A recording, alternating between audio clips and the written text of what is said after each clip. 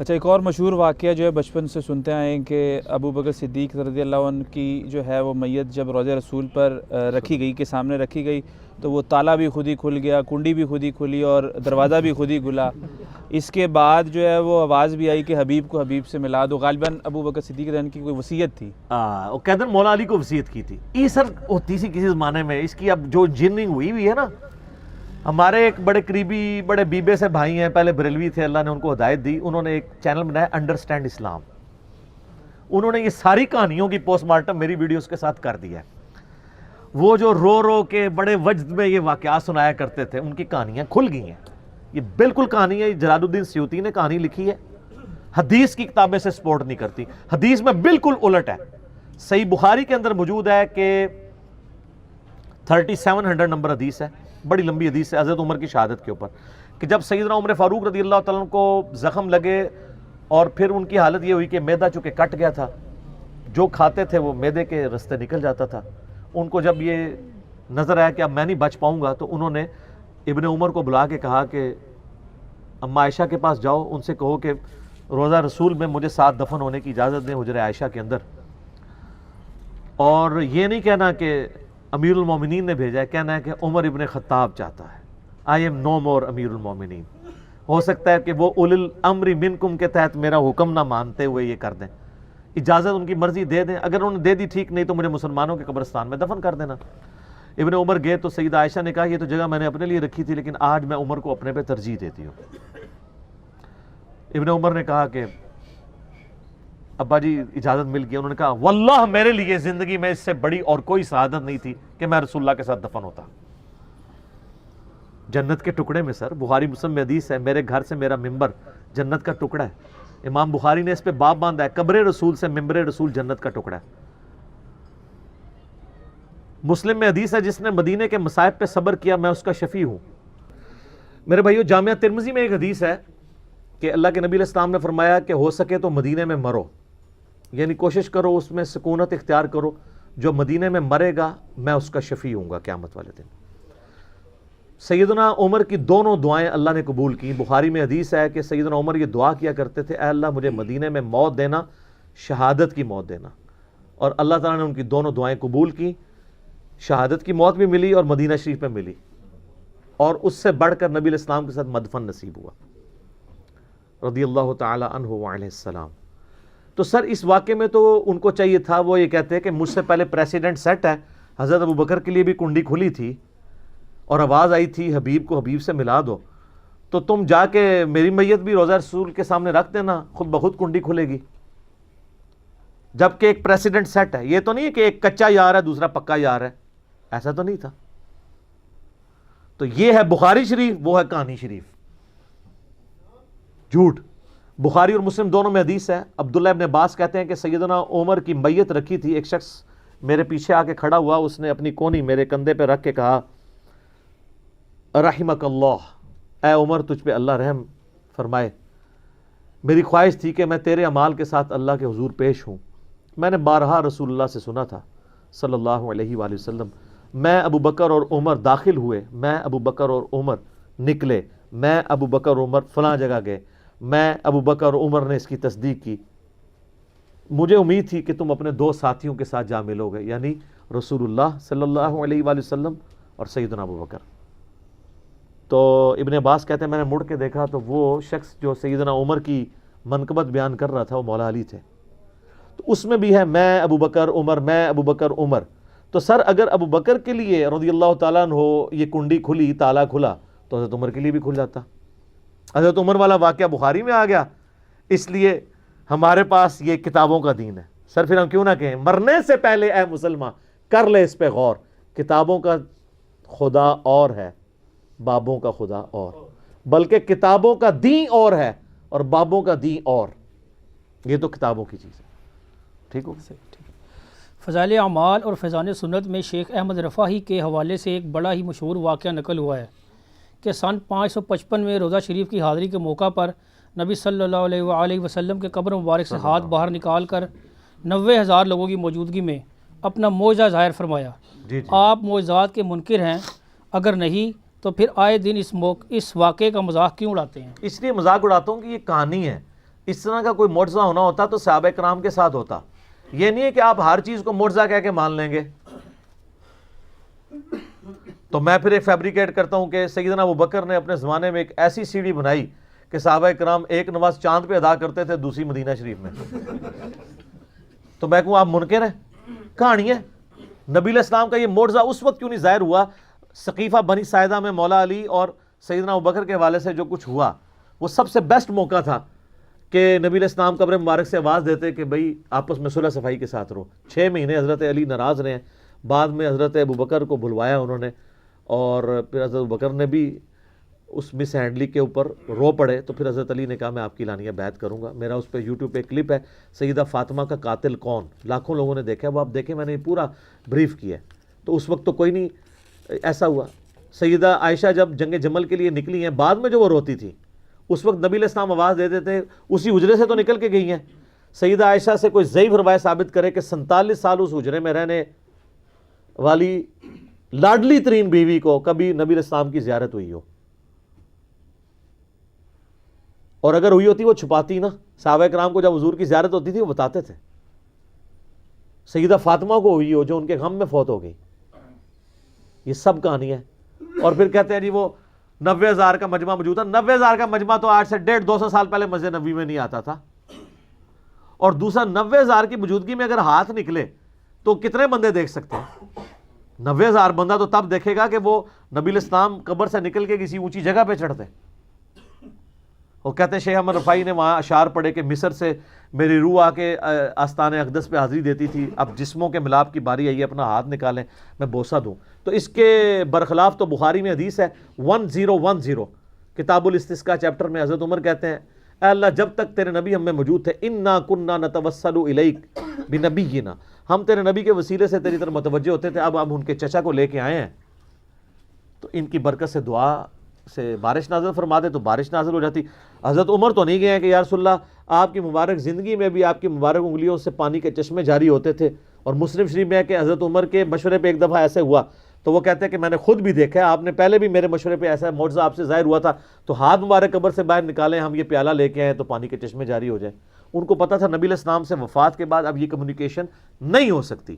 ہمارا درود و سلام پہنچتا ہے, سن نسائی میں حدیث ہے, زمین میں کچھ فرشتے سیاحت کرتے ہیں, میرے امتیوں کا سلام میرے تک پہنچاتے ہیں, جو ہم پڑھتے ہیں السلام علیکہ ایھا النبی صلوات بر محمد و آل محمد اللہم صلی علی محمد و علی آل محمد. کسی بابے ہوتے درود نہیں ہوتا سرکار. ہاں جی. اچھا پھر ابو داؤد میں حدیث ہے, اور امام ابو داؤد نے اس کے اوپر باب باندھا ہے قبر رسول کی حاضری والے چیپٹر میں سے لے کے ہیں, کہ جو بندہ نبی علیہ السلام پر سلام عرض کرتا ہے, اللہ تعالیٰ نبی علیہ السلام کی روح کو متوجہ کرتا ہے, لوٹا دیتا ہے, وہ سلام کا جواب بھی دیتے ہیں. کہتے ہیں دیکھیں جی ثابت ہو گیا. تو اس سلام کے جواب کی آواز آتی ہے روضہ شریف پہ کسی کو؟ نہیں. تو جب آواز نہیں آ رہی تو ہمارا پہنچنا بھی برزخی, جواب دینا بھی برزخی. ورنہ آپ ہمارا پہنچنا کہہ رہے ہیں کہ فزیکل ہے کہ وہ سن رہے ہیں, پھر ان کا جواب بھی فزیکل ہونا چاہیے. کتنی انٹلیکچوئل بات ہے. یہ سب برزخی معاملات ہیں, اور یہ انہوں نے دین میں خود سے چیزیں داخل کی ہیں. ابو داؤد میں حدیث ہے میری قبر پہ میلہ مت لگانا, تم دنیا کے کسی بھی حصے میں درود پڑھو گے اللہ تمہارا درود میرے تک پہنچا دے گا. صلوات بر محمد و آل محمد اللہم صلی علی محمد و علی آل محمد. تو یہ شیخ احمد رفاعی والا واقعہ بالکل جھوٹا گستاخانہ واقعہ ہے. نبی علیہ السلام کو کوئی چیز مجبور نہیں کر سکتی. سورہ انبیاء کے اندر آیت ہے کہ جو دنیا سے چلا گیا اب قیامت تک دنیا میں واپس نہیں آئے گا. یہ کہتے ہیں حضرت عیسیٰ علیہ السلام مردے زندہ کرتے تھے, وہ دنیا میں واپس نہیں آتے تھے, وہ صرف دکھاتے تھے مردوں کو زندہ کر کے, وہ حضرت عیسیٰ کے نبی ہونے کی گواہی دیتے تھے, پھر وہ اسی وقت مر جاتے تھے. چلتے پھرتے نہیں تھے نا نا نا, انج نہیں سی ہوندا. مردے اچھا کہتے ہیں حضرت عیسیٰ مردے زندہ کرتے تھے, شیخ عبدالقادر جیلانی نہیں کرتا. دیکھو کیسی انالوجی بناتے ہیں, کیسی. ٹھیک یہ جناب وہ برات ڈوب گئی, انہوں نے اپنی برات ڈوب چڑی اللہ کے فضل نال. سب کہانی ہے جھوٹ, کچھ بھی نہیں ایسا ہوتا. یہ معجزہ تو نبی علیہ السلام کے حق میں نہیں ہے. سورہ انبیاء پڑھیں, نام ہی انبیاء ہے, نبیوں کے بارے میں عقیدہ کیا ہو, 17واں پارہ سٹارٹ ہو رہا ہے, اس کے پہلے صفحے پہ لکھا ہے کہ اگر یہ نبی ہے تو وہ معجزے کیوں نہیں ہمیں دکھاتا جو اگلے انبیاء کے یہ خود ہم سے بیان کرتا ہے. ہائے دسو, قرآن تو نفی کر رہا ہے اور کافروں کا اعتراض لے کے آ رہا ہے کہ یہ کیوں نہیں مردے زندہ کرتا؟ اس کے لیے آسمان سے بجلی کیوں نہیں نازل ہوتی ہماری قربانی کو کھا جائے؟ سورہ بنی اسرائیل میں 8 معجزات وہ کہتے تھے یہ کر کے دکھائے، آسمان پہ چڑھ کے بتائے، اشارہ کرے تو اس کے لیے باغ بن جائیں۔ اللہ نے فرمایا تم کہہ دو میں ایک بشر ہوں، رسول ہوں، معجزات اللہ کے پاس ہے۔ تسی کہہ دو شیخ عبدالقادر سب کچھ کر سکتے ہیں۔ سر کوئی پیغمبر بھی کچھ نہیں کر سکتا سوائے وہ معجزات جو اللہ اٹیچ کرتے۔ حضرت موسیٰ علیہ السلام نے جب پہلی دفعہ عصا پھینکا تھا تو ڈر کے بھاگے کیوں تھے؟ اگر انہوں نے خود ہی بنایا تھا تو جیسے بچہ پہلی دفعہ جب ماچس جلاتا ہے نا تو ڈرتا ہے نا، اس کے بعد وہ کئی بار جلاتا رہتا ہے، چیزوں بھی آگ لا چھڑتے ہیں۔ کیوں؟ کہ اس کے ایکسپیرینس میں چیز آ جاتی ہے۔ اگر حضرت موسیٰ نے خود عصا کو بنایا ہوتا اژدہا تو پہلی دفعہ ڈر کے نہ بھاگتے، پھر اللہ نے کہا نہیں ہاتھ لگا واپس آ جائے گا، اچھا اس کے بعد پھینکتے تھے بن جاتا تھا۔ اور جب سمندری جھیل کے کنارے آئے مصر سے نکلتے ہوئے تو ساتھیوں نے کہا مرواتا جے سرکار، پیچھے بھی موت آگے سمندر وہ بھی موت۔ تو اس میں آتا ہے کہ حضرت موسیٰ علیہ السلام بھی دل میں خوف کھا گئے کہ اب میں کیا کروں؟ تو ہم نے موسیٰ کو وحی کی کہ یہ عصا پانی پہ مار راستہ بن جائے گا۔ تو خود کو نہیں تھا مار لیا انہوں نے، سر ان کو یہی پتا تھا کہ یہ عصا صرف اژدہا بنتا ہے، ان کو یہ نہیں پتا تھا کہ اس سے یہ بھی ہو سکتا ہے۔ اور سر وہ کر بھی لیتے، ہونا کچھ نہیں تھا، اس لیے کہ اللہ کا امر نہیں تھا۔ یہ سوئچ آپ آن کریں اور کرنٹ نہ ہو بیچ میں، تو جتنا مرضی سونا سوئچ لگا دو کچھ نہیں ہوئے گا۔ کرنٹ ڈیوائن سپارک تو اللہ کا ہے نا۔ موسیٰ علیہ السلام چاہے جتنی بار مرضی سوٹا مار دے رستہ نہیں سی بننا جب تک اللہ نے اجازت نہیں دینی تھی۔ تو سر جب معجزات کا یہ حالت ہے، بابے کتھے تو سر اے کھنگ کے ایک بار کھنگ کے کہو کہ مرنے سے پہلے اے مسلمان کر لے اس پہ غور، کتابوں کا خدا اور ہے، بابوں کا خدا اور جب غور کر لے تو ایک دفعہ جھوم کے کہنا ہے نہ میں وہابی نہ میں بابی، میں ہوں مسلم، علم کتاب۔ ٹھیک ہو گیا جی؟ جزاکم اللہ خیر۔ اگلا کوشچن ہے جی بھائی، ہم نے بچپن سے اپنے علماء کرام اور بزرگوں سے سن رکھا ہے کہ خانہ کعبہ کے اوپر سے کوئی پرندہ اور جہاز نہیں گزر سکتا، کیا یہ بات درست ہے؟ سر اب تو آپ یہ باتیں کہنا چھوڑ دیں، وہ ویسے نو فلائی زون ہے۔ ویسے اگر وہاں سے گزرنا، خانہ کعبے کے اوپر ہر سال لوگ چڑھے نہیں ہوتے بوٹوں سمیت فوجی جب وہ غلاف کعبہ چینج کر رہے ہوتے ہیں، وہ تو بوٹ لے کے چڑھے ہوتے ہیں، تسی کہتے ہو پرندہ نہیں گزر سکتا، وہ کیوں نہیں جل جاتے؟ کیونکہ یہ کہتے ہیں توہین ہے۔ پرندہ بچارہ پاؤں بھی نہ مارے، بچارہ ایویں اتو گزر جائے تو گستاخ، جڑے بوٹ لے کے چڑھے ہیں وہ کوئی گستاخ نہیں، وہ تو اوپر چڑھتے ہیں، ہر دفعہ چڑھتے ہیں۔ آپ دیکھ لیں محرم کے اندر بھی وہ غلاف کعبہ کی چینج ہونے کی سرمنی ہوتی ہے، اور ایک اور مہینے میں بھی سال میں 2 دفعہ چینج ہوتا ہے، وہ آپ لائیو دکھاتے ہیں وہ سعودیہ کے چینل کے اوپر۔ اور سر غلاف کعبہ پہ میں نے کبوتروں کی بیٹھیں خود دیکھی ہیں، گزرتے ہیں، کیوں نہیں گزرتے؟ اوپر جا کے بیٹھ بھی جاتے ہیں۔ جہاز اس لیے نہیں گزرتا کہ نو فلائی زون ہے، وہ وہاں پہ انہوں نے اجازت نہیں دی ہوئی کہ ادھر سے جہاز گزرے۔ ویسے یہ نہیں ہے کہ وہ جہاز گزرتا ہے تو جناب ڈگ پہنتا ہے، انج نہیں ہوتا، نہ اس طرح ہونا ہے۔ ورنہ یہ جو صحیح مسلم میں آتا ہے، یزید کے زمانے میں منجنیق سے جو بمباری کی گئی تھی جس میں غلاف کعبہ بھی جلا تھا اور خانہ کعبے کی ایک دیوار ڈیمیج ہوئی تھی، اس ٹائم وہ تو جا کے کعبے کو ہی ڈیمیج کر دیا، اور حجاج ابن یوسف نے حضرت عبداللہ ابن زبیر کو شہید کرنے کے لیے جو لڑائی کی اس میں خانہ کعبہ شہید ہو گیا تھا۔ آپ کہہ رہے ہیں اوپر سے نہیں گزرتا، اگلے پھن کے ٹر گئے۔ اور بخاری مسلم میں حدیث ہے قرب قیامت میں ایک پتری ٹانگوں والا حبشی کعبے کی اینٹ سے اینٹ بجا دے گا۔ وہ ابرا کا لشکر ایک دفعہ ہی تباہ ہوا ہے، بالکل کہانی ہے، جھوٹ ہے۔ لہذا ایک دفعہ لوگ کہتے ہیں ایک دفعہ اچھی آواز نال کہو کہ آج تے ہو گئی وابی وابی، مسلک اہل سنت بریلویہ زندہ آباد۔ ہم آپ سے صرف یہ کہتے ہیں کہ ایک دفعہ پیار محبت سے کہیں کہ مرنے سے پہلے اے مسلمان کر لے اس پہ غور، کتابوں کا خدا اور ہے، بابوں کا خدا اور۔ جزاکم اللہ خیر علی بھائی۔ نیکسٹ کویشچن ہے، ہم نے کئی اشکان رسول، علماء دین اور بزرگوں سے سن رکھا ہے کہ گنبد خضرا کے اوپر سے کوئی پرندہ نہیں گزر سکتا، بلکہ گنبد خضرا کا سایہ بھی زمین پر نہیں پڑتا۔ سر زمین پہ کیسے پڑے؟ وہ زمین پہ ہے نہیں ہے نا، وہ دوسری سٹوری کے اوپر باقاعدہ بلڈنگ بنی ہوئی ہے، تو سایہ نیچے تک پہنچ نہیں پاتا نا، ٹھیک ہے؟ کیسے پڑے زمین کے اوپر؟ ٹھیک بات، اوپر والی جو بلڈنگ ہے اس کے اوپر پڑتا ہے، بالکل، یا بالکل جب سورج نکل رہا ہوتا ہے یا غروب ہو رہا ہوتا ہے اس وقت زمین پہ بھی پڑے گا، کیونکہ وہ پھر بڑی دور جا کے سایہ پڑتا ہے نا۔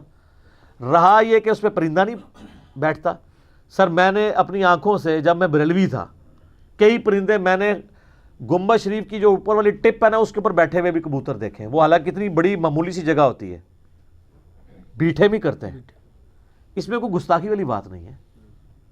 حضرت حسین علیہ السلام کی لاش پہ گھوڑوں کی ٹاپوں کے نیچے روندی گئی ہے, تو حضرت حسین کی کیا کوئی بے ادبی ہو گئی ہے اس میں؟